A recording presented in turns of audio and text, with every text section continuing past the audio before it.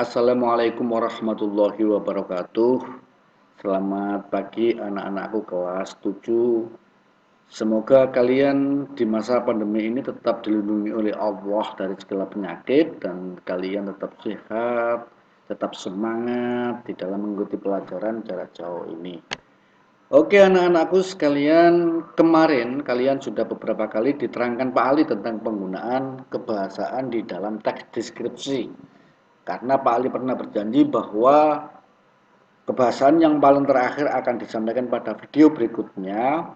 Oleh karenanya, tolong disimak kali ini. Ini adalah penggunaan kebahasaan yang terakhir yang ada di dalam teks deskripsi.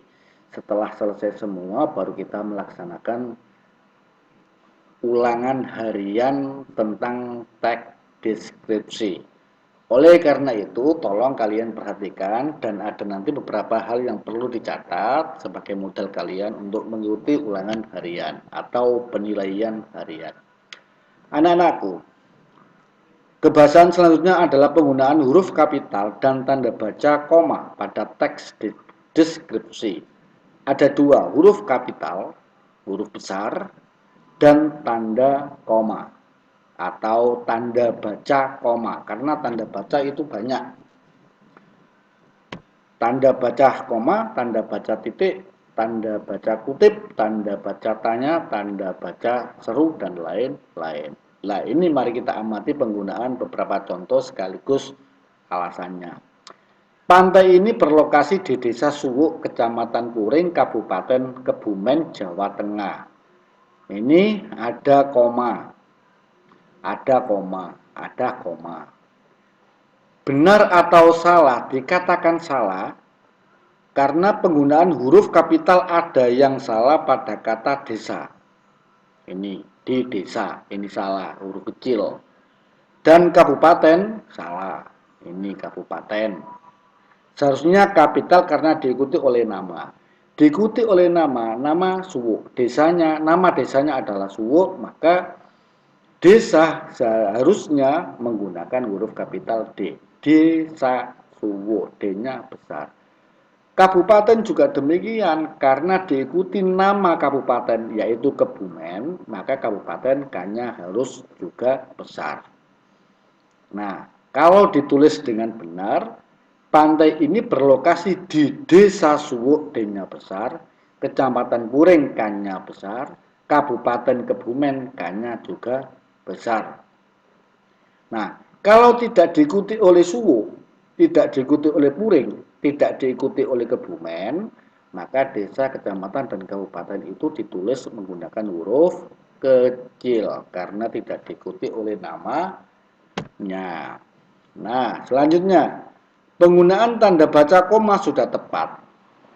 Ini berarti pembatas. Desa Suwuk, koma, pembatas. Suwuk, desa, kecamatan, kabupaten, ini pembatas, dan Jawa Tengah adalah provinsinya. Dipakai sebagai perincian. Nah, anak-anak, biar kalian paham, di sini ada contoh. Contoh-contoh penggunaan tanda koma yang tepat dan kurang, komentarilah ketepatan penggunaannya. Pantai ini berlokasi di Desa Suwuk, Kecamatan Puring, Kabupaten Kebumen, Jawa Tengah. Nah, komentarnya penggunaan tanda koma benar karena merinci kecamatan, kabupaten, dan provinsi. Penggunaan huruf kapital tepat karena digunakan pada huruf awal kalimat dan nama geografi. Huruf awalnya pantai P ini. Ini adalah huruf awal. Penggunaan huruf kapital ada yang salah pada kata desa karena diikuti nama Suwuk. Seharusnya desa menggunakan huruf kapital. Penggunaan titik tepat karena digunakan di akhir kalimat titik ini. Ini titik karena ini kalimat, lalu diakhiri dengan tanda titik. Penulisan kata depan sebenar, kata depan di benar karena dipisah, di desa. Karena desa Suwuk menunjukkan lokasi wilayah, maka di sini harus dipisah atau di sini adalah merupakan kata depan dan tidak merupakan imbuhan. Semoga kalian paham. Anak-anak, untuk yang info ini wajib kalian tulis.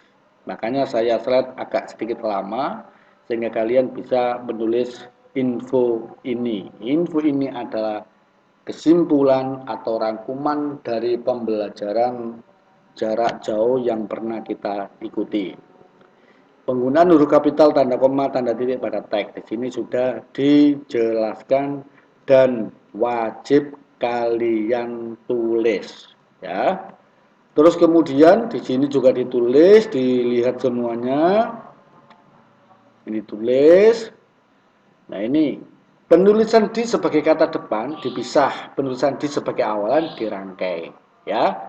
Di Indonesia, Indonesia adalah tempat, maka dipisah. Dijaga, karena jaga ini adalah tidak tempat, maka ditulis gandeng.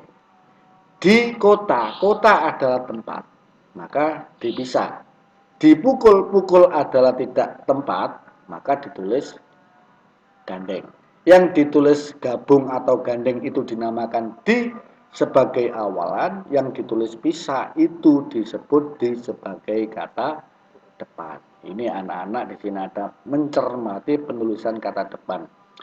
Dengan tidak sadar kita bisa mengetahui kadang-kadang kita salah menuliskan dijaga ditulis dipisah, dipukul ditulis dipisah, di atas ditulis gabung. Nah, itu adalah salah, tetapi tidak pernah kita sadari bahwa itu adalah kesalahan. Nah, selanjutnya, daftarlah kata depan ini di Indonesia dilindungi, kamu tinggal mengisi saja, masa mengisi seperti ini saja nggak bisa. Contohnya, di sekolah, dicium, di masjid, dipukul, di rumah, dipegang, di musolah, di raba. Nah, tulisan itu sudah benar sehingga kalian tinggal centang benar. Karena yang di sini tadi harus ditulis gandeng, gabung, yang di sini harus ditulis terpisah. Simpulannya ini. Nah, oleh karenanya sebagai sesuatu yang penting untuk dipahami adalah ini. Ini yang seharusnya ditulis. Jadi info yang pertama tadi ditulis, ini info yang kedua juga ditulis karena ini sangat penting. Makanya saya slide, saya videokan yang agak lama sehingga kalian tidak susah untuk menuliskannya di dalam buku kalian.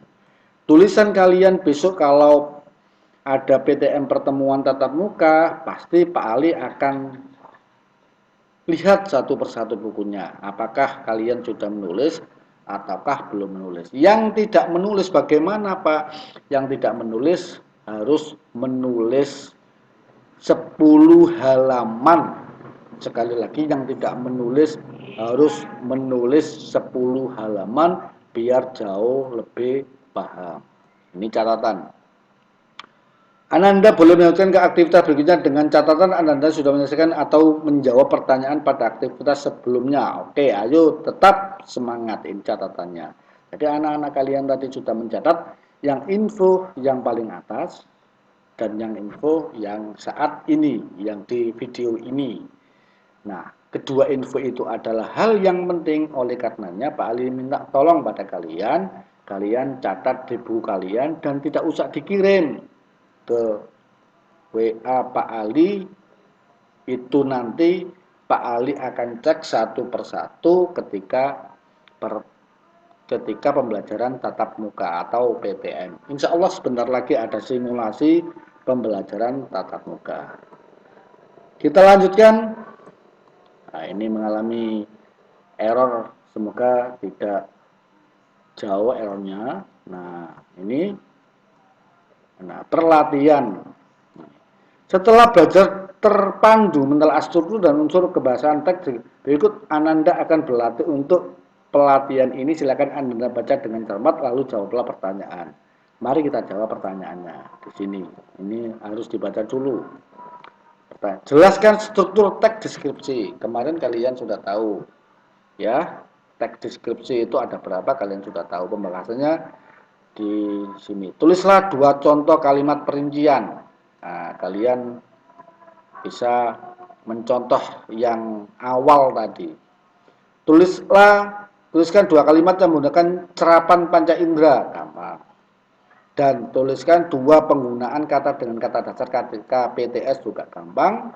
Tulislah 2 contoh kata depan gampang. Tulislah contoh kata depan di dan huruf kapital gampang. Insya Allah semua sudah Pak Ali sampaikan lewat video sampai ketiga kali ini.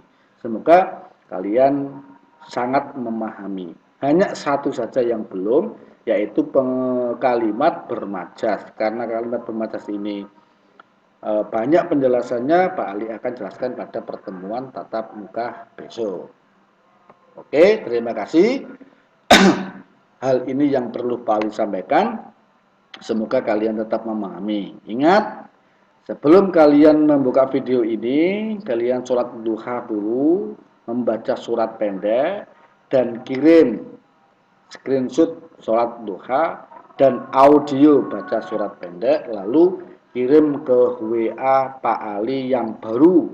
Jangan lupa diberi nama dan diberi kelas. Ingat, kalau tidak ada namanya dan kelasnya, insya Allah Pak Ali tidak akan terima sebagai nilai sikap spiritual kalian. Semoga kalian tetap semangat dan memahami, dan akhirnya ilmu yang kita pelajari saat ini bermanfaat di dalam pembelajaran kali ini. Dan Pak Ali akhiri, Assalamualaikum warahmatullahi wabarakatuh.